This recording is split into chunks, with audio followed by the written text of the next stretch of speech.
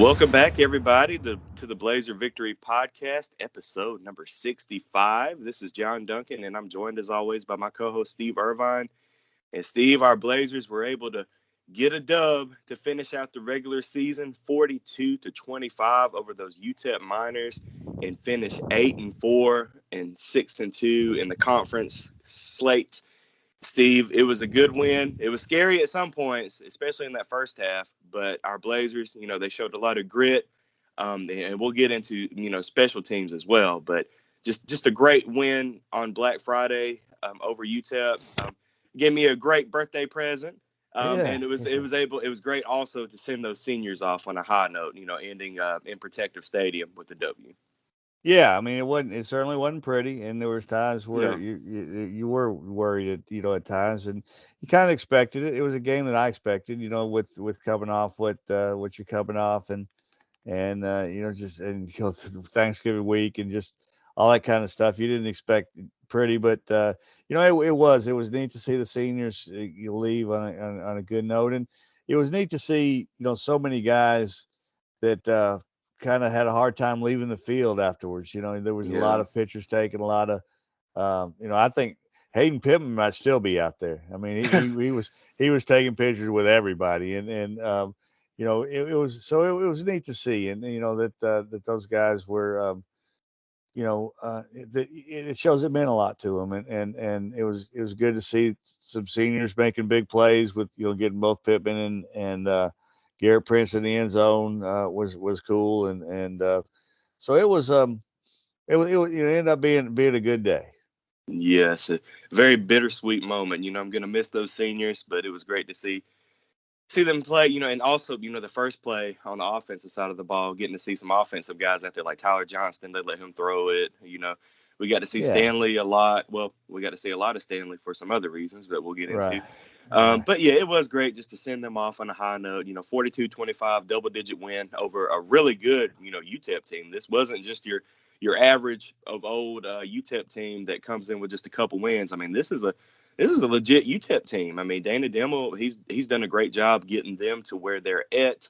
But UAB was able to pull away in the second half. But I think, we haven't really started here in one of our recap episodes, but I think we have to start on the special teams side of the ball, Steve. I mean, special teams just came up clutch a couple of times in this ball game, especially, on kickoff coverage, just forcing those two fumbles and UAB able to take advantage of both of them, getting 14 points out of those two turnovers. So let's start there and talk about the job that special teams did yesterday. Yeah, I mean, that's often, it's often hidden points and hidden. Trey Ragland likes to talk a lot about hidden yards Yeah. and special teams, but a lot of times in this case, it's really hidden points. It's a Hmm. great play. Great hustle job on the kickoff team, and it was great to see. Guys like Will Connor. With that Will Connor recovery was everybody. Most everybody else kind of the ball was laying there and nobody was recovering. Yeah, Everybody's kind of looking at it. I didn't notice it until I saw Clark, pointing on the side, and I was like, "Wait, did they fumble on that play?" Yeah, and the first guy that I saw pointing was Damian Miller. Now he was the one that made the tackle and stripped the ball carrier, and he got up pointing the other way, and I thought, what is he? Why is he pointing the other? What's he Yeah. doing? And then it wasn't a couple minutes later I saw a lot of other people did it, and it was certainly once they saw the replay, everybody was doing it. But but it was a great recovery by Will Connor to good to be alert and get on that ball and great job by Damian Miller to strip him and good job of selling it. And then when you saw the replay, I expected the replay to be kind of boy, I wonder if he did or didn't. It was close, and it wasn't even close. No, it was I mean, clear as day. Yeah. I mean, there's nothing close about it. I don't know how they missed it, other than there was a pretty good jumble around him that maybe he got blocked off a little bit. Other than that, I'm not sure how they missed that.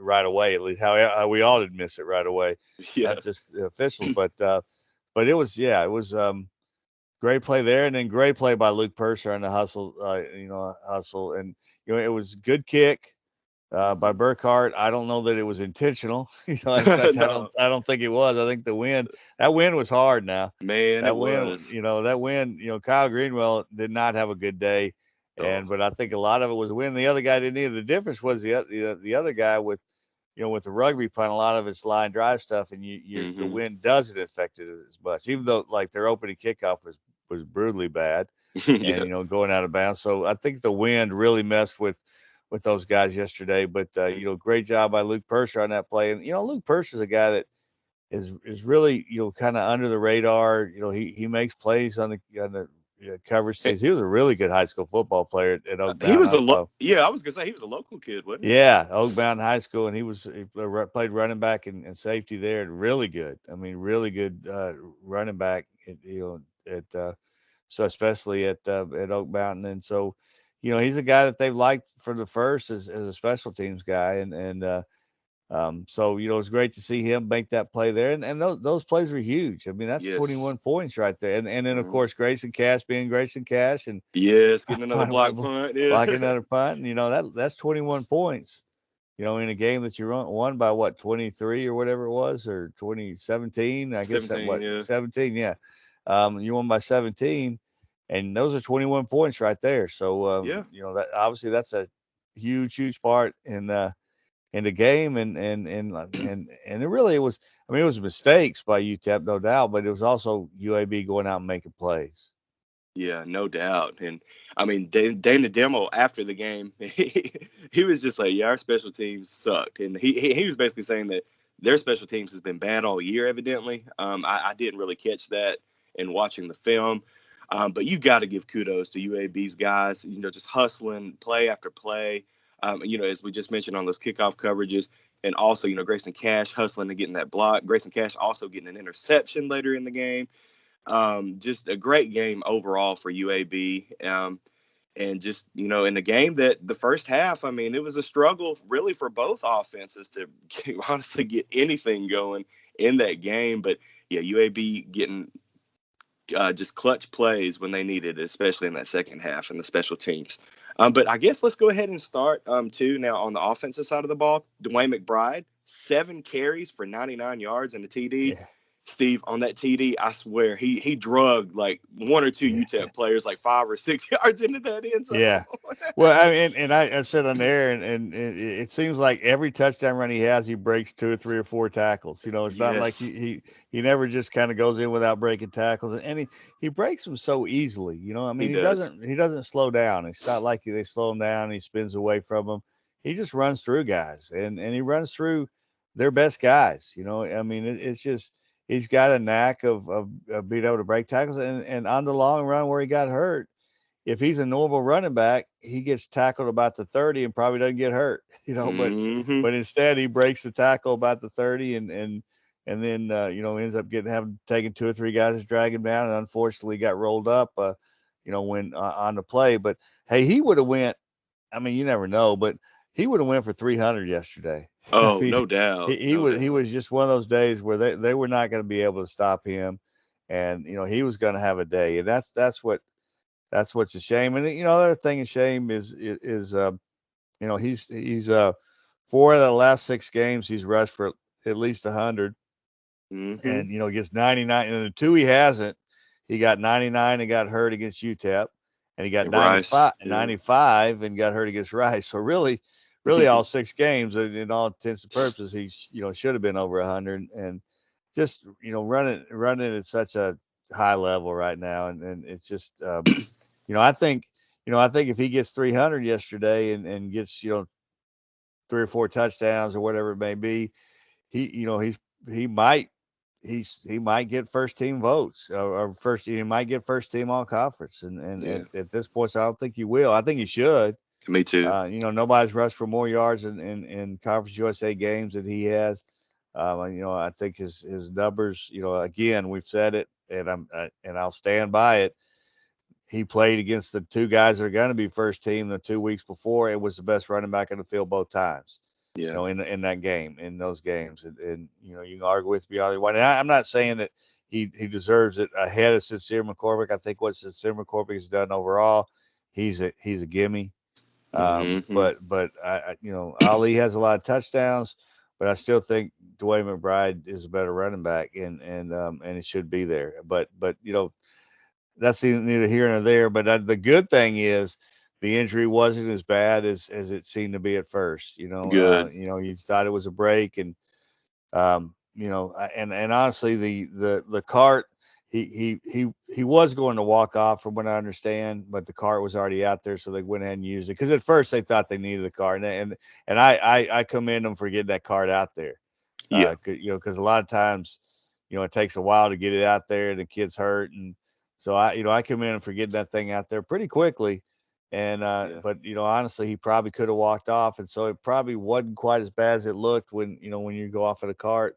Um, but the X-rays, from what I understand, showed that there was no break, and Good. so it's probably just like a high ankle sprain. Not that that's good that he missed the rest of the game, but it certainly looked like it could have been worse. So that's the good thing, and bowl game. I don't know. I didn't hear anybody say, but I would imagine if it is just a sprain, then he has a chance of playing the bowl game. Certainly if it Good. was broken, he certainly wouldn't have. So that's a good thing. Yeah.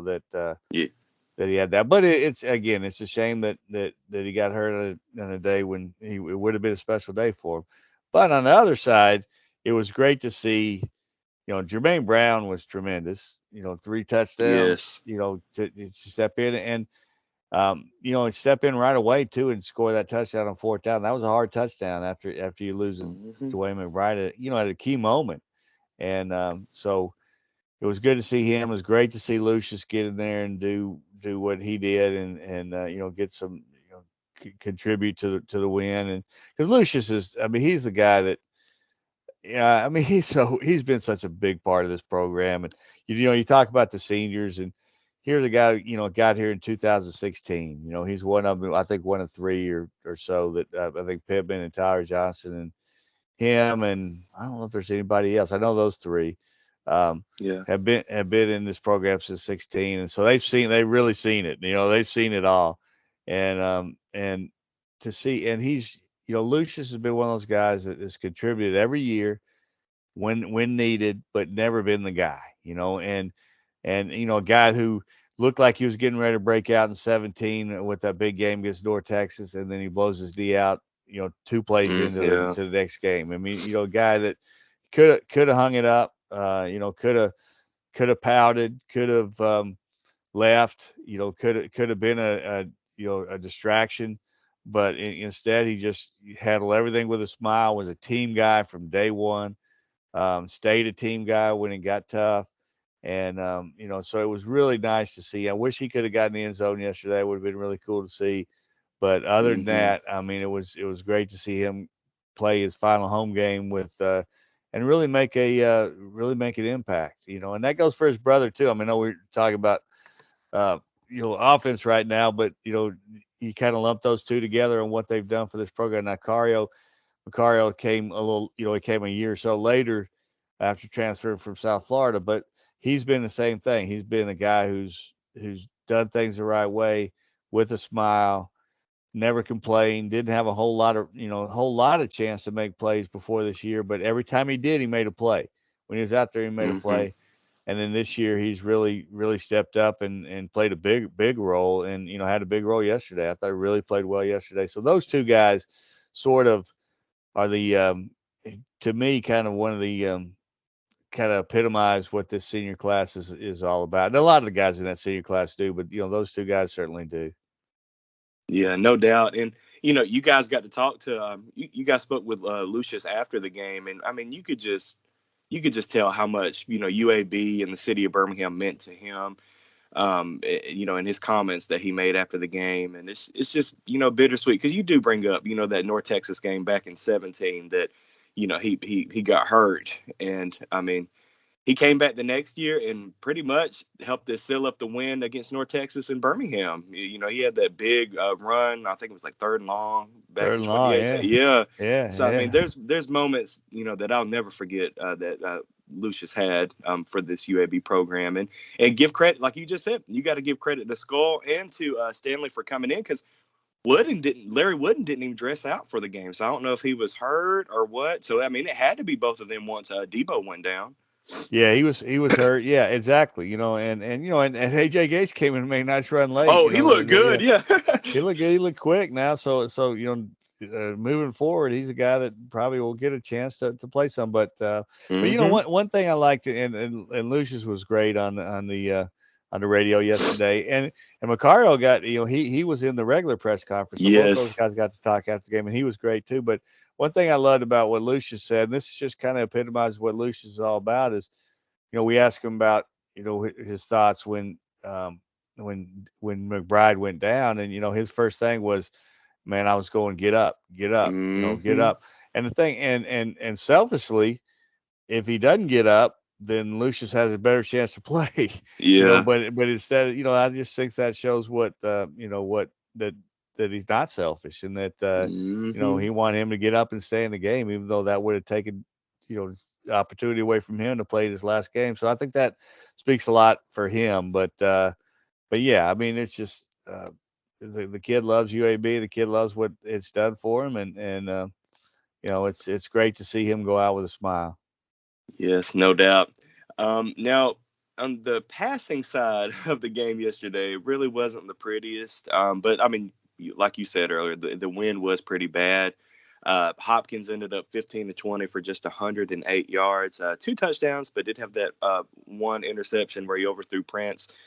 Yeah, But really, UAB was just able to get it going on the ground. So really wasn't a lot of need for going through the air. I wish we would have maybe tried to hit Shropshire a couple more times, but I do give some credit to UTEP. I mean, they basically had him blanketed. They were basically saying, you can throw it, but we're going to take Shrop away from you. So I give yeah. some of that credit to UTEP for sure.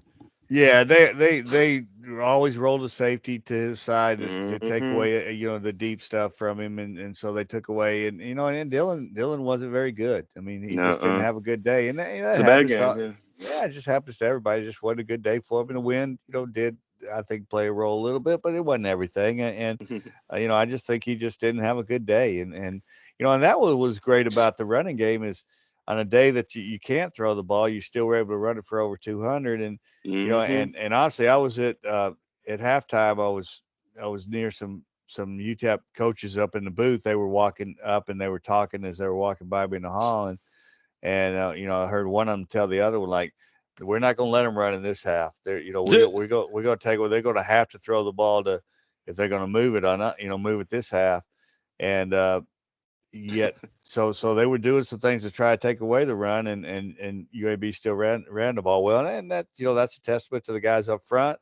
Definitely. That's a testament to the running backs, taking the right, picking the right hole, and making the right making the right read and that kind of thing, and just everybody blocking. So on a day when you can't throw it, and you have to run it, that's a testament just how well that running game was going yesterday. But Dylan, it's one of those days, Yeah. and I mean, he just couldn't, like Prince was open on the play that he overthrew him. It That's a was. Yeah. big gain right there. And maybe if he catches the ball in stride, maybe more than just a big game, might have been a touchdown. I didn't even have to look at to see where the defenders were, but you never know with him. I mean, he could turn a play into a touchdown in a hurry. And so, but again, it was good that the running game was able to pick it up, and sometimes that happens. There's sometimes you can't run the ball, and there's been games where Dylan and the passing game has carried the offense. So this was a day that it had to be the opposite. Right, and it was good to see both tight ends get a touchdown reception, and I guess so they did count the Garrett Prince as a touchdown reception instead of like Oh a yeah, handoff. it was definitely pop pass. He definitely, Oh, okay. yeah. I mean, yeah, he definitely passed the ball, or threw it forward.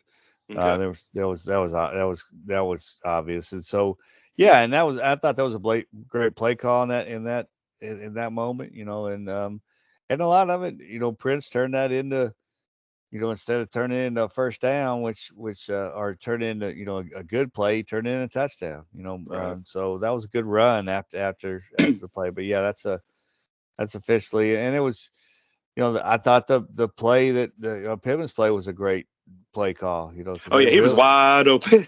yeah, and they really sold the run there. They sold it well, and with the way they lined up and the good play Mhm. fake and then was wide open, and so it was great to see. And that was the first touchdown for him for the year, Yeah. and so it's great to see him because he's another guy that's done so much for this program, and I mean he's the only guy that's played in every game he's played in every game since the return. I Wow. mean, I mean that's just amazing. He's played in every game. You And never that missed even a goes game. back to last year too with the COVID stuff too. So Yeah, wow. and yeah, never missed a game because of COVID. Never missed a game because of injury. Never, and he's hurt and he's banged up now. Yeah. He's played this year a lot. This year he's been banged up and never missed a game. He never got sick. Never, I mean, he played every game. That's amazing. It And is. that he's played every game and he's been, especially in the role he plays. I mean, he plays he's an offensive lineman who catches the ball some. I mean, he blocks every play, and just I mean, he's really been a big part of this program. So for him to get one in his last game, that was great. And like I said, it was funny after the game. I mean, he was literally the last person off the field, and even then, as he was going off, he stopped probably five more times to take pictures with somebody, and Mm. just so it was, it's been a lot to him, and so it's great to see him in it, at home in the right way. Yeah, I'm definitely gonna miss both of them, but I'm definitely gonna miss seeing Hayden dancing on the sidelines. When things kind of get kind of grim, you can always count on him to be kind of Yeah, dancing and trying to motivate the team on the sideline. So I'm definitely gonna miss that from him because he's such a he's been such a crucial part of this team. Since the return, like you said, playing in every game. Definitely going to miss both of those tight ends. But I also want to give some credit to Rajay Johnson Sanders. He ended up being the leader in reception, 5 of 24 yards. But a couple of those crucial wide receiver screens that we were able to, while Hopkins was able to get it out to him, he got 20 yards on one of them. So he really kind of helped spread things out a little bit when they were starting to crowd the box on trying to stop our run game. yeah. I think he's really played that's his role this year, and hope, excuse me, hopefully going forward, he'll have another year if he wants it, and hopefully his role will even expand even more. But Right. at this point, it was his role this year, and he did it well. I mean, he He he did. made some key plays, key runs.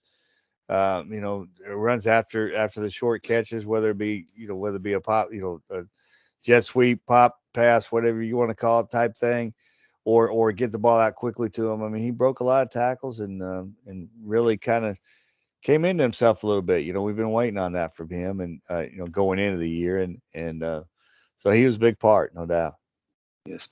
Well, let's switch over to the defensive side of the ball, where I think UAB did a great job, especially in the second half, because you're down 17-14 at the half, and you only give up 8 points in the second half. Like I mean, they pretty much almost shut down UTEP, and you know they've got the elite wide receiver that we talked about in our preview episode with Jacob Cowing, and we know how Gavin Hardison can sling the ball with his rocket arm. But I thought UAB's defense did a great job, especially in the second half. And you look at the total yards, I mean, they only give up 303, only 99 on the ground and only 200 through the air. I mean, and, we mentioned the Grayson Cash interception earlier. I just felt that UAB's defense, especially in that second half, kind of maybe after they woke up a little bit or warmed up, I guess, they were Yeah. able to shut down that UTEP offense. Yeah, and I mean, I do think that UTEP helped them a little bit with I didn't quite understand. That UTEP did a great job of spreading things out in the first half. Yeah. And a lot of quick stuff outside, and then hitting with I thought Deion Hankins. Deion Hankins was a guy that going into the year was their guy, and really I don't know if it's been injuries or kind of what's happened. He's had a struggle this year, but he's a good running back, and he's hard. Yeah. He's hard to tackle, and I thought in the first half they did a good job of using him and the running game, but particularly him to keep the everything off balance, and then I Hmm. think in the third quarter, I'm not sure he got the ball until like their third or fourth possession of the third quarter, and I think that helps, because when Yeah. you take away that aspect of it, and he helped keep them off balance, and so I think that helped a little bit. But I think they also started winning the line of scrimmage more, and I mean they've got some. I mean Cowings obviously is very good, but I thought Garrett was really good. Tyron Smith was good. Flores came in at running back and did some things with in the running game and the passing game that I thought were good. So they had some dangerous guys, and I thought that and UAB especially playing banged up still. They Yeah. didn't have Moultrie was sick yesterday and out. And so he didn't play at all. He wasn't there. And you're talking about at cornerback, they had to, they were so banged up at points. Xavier Lanier, who's been a guy that's been there a long time and was a safety and really good special teams guy. He had to move to cornerback and play corner for a while, and so you had guys that were. It was a thin group playing defense just because of sicknesses and because they were hit by the flu last week really bad and had a few COVID cases and so for those guys to make plays and I don't think you can say enough about Noah Wilder though. I mean No, yeah. I mean that guy, he had 14 tackles yesterday and what he's done for this defense. I mean here's a guy who's a walk on, transferred from Gardner Webb and was a walk on and he's become their heart and soul. I think that's what in fact I believe that's what coach called him yesterday after we asked him about him in the post game and I mean he comes to play every game and for him to be coming off the the disappointment of that tipping that ball and it's just I know. coming inches short in the UTSA game and come out and just makes play after play. I mean, like he had 14 tackles and he was a big part of that yesterday. And I just think and like I say, Grayson Cash-Baker played who kind of stole an interception from Starling Thomas on that because I think if he doesn't make that interception, Starling Thomas does. But but that's fine. Somebody had to get at least somebody in the right uniform got it on that one. But he makes plays. Will Bowler running around making plays. Up front, I thought they played well up front, and on a day when they were limited in numbers because there were a lot of guys out up front, not just Moultrie. I think Isaiah Forte was out. Yeah. So they were limited in numbers, and those guys played a lot of snaps, and I just thought for them to hang in there, and it did help that the special teams blunders took away at least two possessions from them. With the special teams blunders there, so that helps when special teams taking the ball right back, and that's always nice. And so you put it all together, and it was a great way to end. No doubt. And quickly going back to special teams too, when talking about Kyle Greenwell, really only that first punt was terrible, but other than that, I felt like he did a pretty good job, especially going against the wind yesterday. He had a couple others that weren't his style, weren't his good, but he had a couple key ones too, and so but yeah, it was a tough day. I mean, it was a tough. I don't guess you really knew it till you were down on the field because it didn't. I mean, yeah, the wind was blowing, but it didn't seem like it would have been that bad. But then after you watched it, when it's happening, time after time, and not only to kicks but also to passes, and it was a tough day, But yeah, I thought yeah, Greenwell he had some nice moments. I just thought that there was a couple times he had a couple bad kicks, but that happens too, Yeah. and overall it's he's been solid. Now he was solid for a lot of the day yesterday, and again on a tough day. Yeah, I know he definitely wants that first one back. It looked like he hit the side of his foot when he kicked Yeah, it. I don't know that was that was ugly. That was Hey, and I will say though, looking at penalties, only 5 penalties for 50 yards, and really only that one on the kickoff, the 15-yard. I don't know.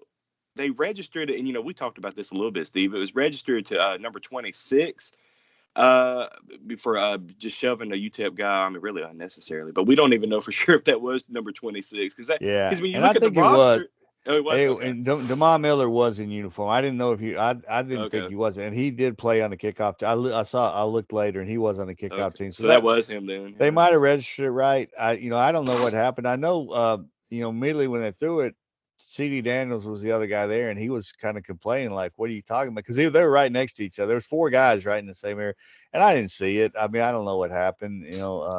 Might have been a Yeah. good call. I mean, I don't know. I mean, Honestly, I think it was because I was watching it when it happened, and it was kind of well after the ball had went to the end zone, and then Miller just shoved the guy for no reason. So it was, but hey, my point. Other than that, it was a good yeah, game. it was really nice to see the other guys get hurt by penalties a lot. Yeah, they Yeah. got 10 for 62. Yeah, Yeah. yeah, and some of them were really timely things. Yeah, I mean, I Yes. thought they cleaned it up, but I also think that, I mean, I don't know. I mean, I don't want to be one of those guys, but I don't. I just think there's times where I feel like UAB's targeted a little bit, Yeah. in certain things. And have they earned a lot? Most of them, yes, no doubt. There's been some time. There's been some really over aggressive, boneheaded moments. Yeah. Yeah. There have been. But there also have been plenty of times in these games where there's a lot of penalties where you look at a couple pass interference calls last week, just you go down the Hmm. list, and so I don't, I mean, I think it's certainly been a problem. I mean, there's no doubt you're not the most penalized team in the country without it being a problem. I mean, Right. but I don't think that all of them have been good calls. Let's just put it that way. Um, Not making excuses, not being one of those guys, but I think that that's just accurate in every game. Yeah. Now, there's been too many that are legitimate, and that has Hmm. to get cleaned up moving forward. That has to be something that has to be a point of emphasis, because there's too many of those plays like the kickoff yesterday where there's a late shove, a late hit, late Just unnecessary. Yeah. just something unnecessary. Yeah, and part of what makes them you know a good football team is that they played that way. They play right up to the whistle type thing. Because that's what makes them a good football team. But there's times where you got they certainly need to dial that back, and that's something that, yeah. And hey, for those people who think that they're not trying to work on that, you're a fool if you think that. Yeah. Yeah. You're a fool if you think Bill Clark is sitting at home going, "Oh yeah, I'm glad that we get a lot of penalties because come on now, it does bother them. They do work on it, um, and they do work on being better there. And again, if you think that they don't, then you know nothing about foot. You're a fool. I Yeah. mean, because they do. Now, maybe they need to do more to stop it. I don't know. Maybe they do. I don't know. But it is something that they work on and they try to get better at. But it was nice to see yesterday somebody else get hurt by that, Yes. and because it hadn't happened a whole lot in games the other way. Because they had some timely penalties that it took away some good moments for them, and so that was good to see, and it was good to see that UAB didn't get a lot of that stuff, and didn't get the I think there was what two or three hands to the face on the defense, and none of them were Man. against UAB. And that's something that's hurt UAB in games. Hey, and speaking of one of those hands to the face, on the play that Debo got hurt, because I actually missed seeing what happened with Debo get hurt because I just saw the flag and I was just looking. I said, "Man, they're gonna call holding or something. This is gonna come back." Yeah, But yeah, luckily it was a hands to the face on the defense.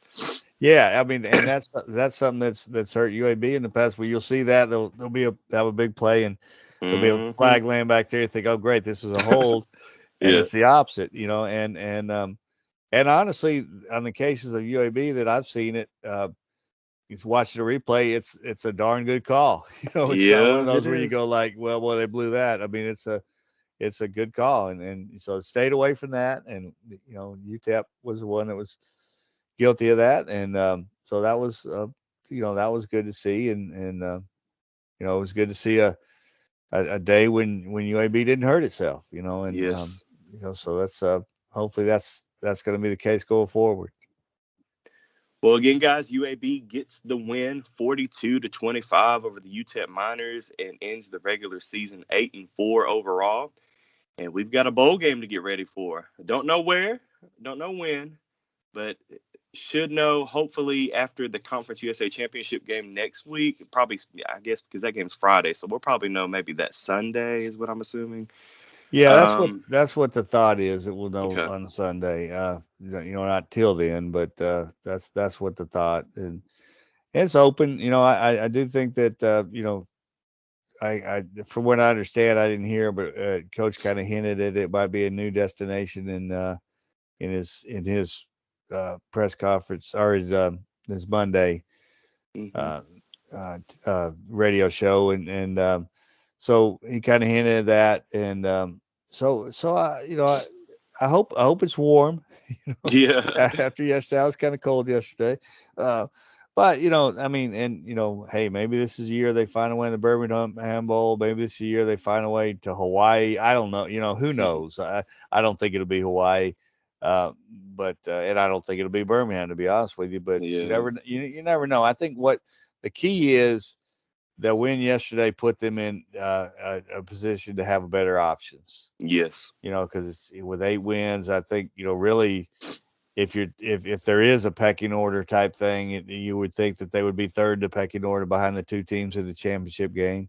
Um, and really maybe even be second if the loser of the championship game is Marshall. If Marshall Yeah. finds a way to win today and gets in the championship game, then maybe they move up to second in the pecking order. But I think a lot of things, a lot of it depends on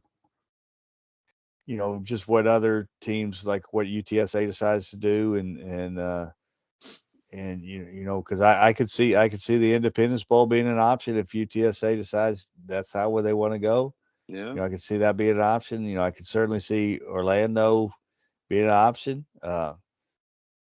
Just I mean, heck, let's be honest. Everything's an option right now. That's Yeah. that's the conference related. I mean, Right. Montgomery could be an option. Mobile could be an option. I mean, who knows? But the key is again that there is options. And you do kind of have a more of a say of, hey, we want to go here, not there. Yeah. Where if you lose yesterday, it's probably a situation where the conference says, hey, here's where you're going, and Yeah. you say yes sir, and or yes ma'am in this case, I guess. uh, Right. and you go there, and but it's nice. It's nice to have this every year. To Hmm. know. I mean, people have gotten spoiled and sort of forget the days of of not. And I know Trey Ragland. We talk all the time about they would have went to a bowl game in the middle of the 65, in the worst part of the 65, and played in traffic if they had to. You know, I mean, they it was it's a bowl game was a dream for those guys back then, and so it's nice to have that option to know every year you're going to end the year in a bowl game, and or certainly bowl eligible. Last year, obviously, hurt not being able to play, but every other year you're in a bowl game, and that's great. That's a great feeling. Right. No doubt. Well, guys, Steve and I will be back whenever we find out where that destination is and who we're playing. We'll be back to give you a preview of that game, and then we'll give a recap after the game. But then we've got basketball, too. I just want to give a quick shout out. We're going to do it like we did last year. Last year we waited until football season was officially over, and then we went 100% into basketball. But I do want to give a quick shout out to Andy Kennedy and the Blazers. 5-2. Lost a heartbreaker last night that I don't think ended until after midnight. But 5-2 overall. They split the games in the Las Vegas tournament. Beat a really good New Mexico team. And the other loss, they lost to San Francisco last night, but almost came back and beat South Carolina, a week or so ago. But Andy Kennedy, I mean, they're playing some good basketball down there on the South Side. So I can't wait for, Steve, for us to get into some basketball later once football is officially done. But just exciting times on the hardwood for UAB again this year. And hopefully we can maybe be playing in March again. Let's hope so. I mean, that would be nice. Yeah, they're playing well right now, and it's a shame they didn't find a way to win that game last night. Had a poor first half, and Yeah. that hurt them. But it was a great job in the second half of getting back in that thing, and they had a chance at the end to Hmm. um, to win that thing, and it just didn't work out. And but really good team. Yes. Have a legitimate chance at winning this, winning Conference USA, and just got to go out and do it. No doubt. Well, all right, guys. Like I said, we'll be back later to preview wherever the bowl game is and whoever we're playing against. But thanks as always for listening to the Blazer Victory podcast. If you're not following us on Twitter, please follow us at twitter.com/blazerpod. And if you're not subscribed to us on a podcast platform, go ahead and hit that follow or subscribe button, whether that's Apple Podcast, Spotify, iHeartRadio. Just make sure you're subscribed to us so you never miss any episodes in the future. But as always, guys, go Blazers.